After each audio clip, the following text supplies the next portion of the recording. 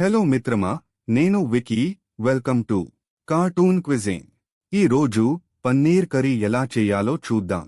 ముందుగా 200 గ్రాములు పన్నీర్ తీసుకుని క్యూబ్స్గా కట్ చేసి పక్కన పెట్టుకోండి. ఆ తర్వాత ఒక పెద్ద ఉల్లిపాయ తీసుకుని కట్ చేసుకోండి. అలాగే 2 టమోటాలు తీసుకుని మిక్సీ పెట్టి మెత్తని పేస్ట్గా చేసుకోండి. ఇప్పుడు ఒక ప్యాన్ తీయండి. అందులో 2 చెంచాలు నూనె లేదా నెయ్యి వేసుకుని మీడియం హీట్ మీద వేడి చేయండి.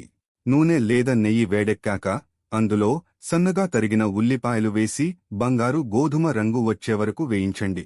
ఉల్లిపాయలు గోధుమ రంగులోకి రాగానే అందులో 1 చెంచా అల్లం వెల్లుల్లి పేస్ట్ మరియు 2 పచ్చిమిర్చి ముక్కలు వేసి పచ్చి వాసన పోయే వరకు మరో నిమిషం వేగించండి.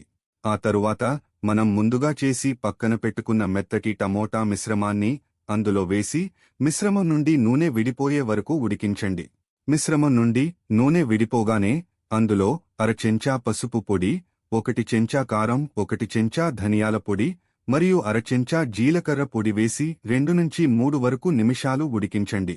ఆ తరువాత అందులో 1/2 కప్పు ఫ్రెష్ క్రీమ్ లేదా 1/2 కప్పు పాలు వేసి కలపండి. ఇది కేవలం ఆప్షనల్ మాత్రమే, కాకపోతే ఇలా చేయడం వల్ల రుచి మరింత పెరుగుతుంది. ఇప్పుడు మనం ముందుగా క్యూబ్స్గా కట్ చేసి పక్కన పెట్టుకున్న పన్నీర్ ముక్కలను అందులో వేసి బాగా కలపండి. పన్నీర్ ముక్కలకు గ్రేవీ కలిసేలా 5 నుంచి 7 వరకు నిమిషాలు ఉడికించండి. అలాగే పన్నీర్ను ఎక్కువసేపు ఉడికించకండి, ఎందుకంటే పన్నీర్ ఎక్కువసేపు ఉడకటం వల్ల అది గట్టిగా అయిపోతుంది. ఆ తరువాత గరం మసాలా మరియు కసూరి మేథీ వేసి బాగా కలపండి. రుచికి సరిపోయేటట్టు ఉప్పు వేసుకోండి.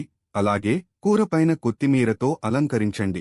మీ పన్నీర్ కర్రీని అన్నం, నాన్, రోటీ లేదా మీకు నచ్చిన ఏదైనా బ్రెడ్తో వేడిగా వడ్డించుకుని ఎంజాయ్ చేయండి.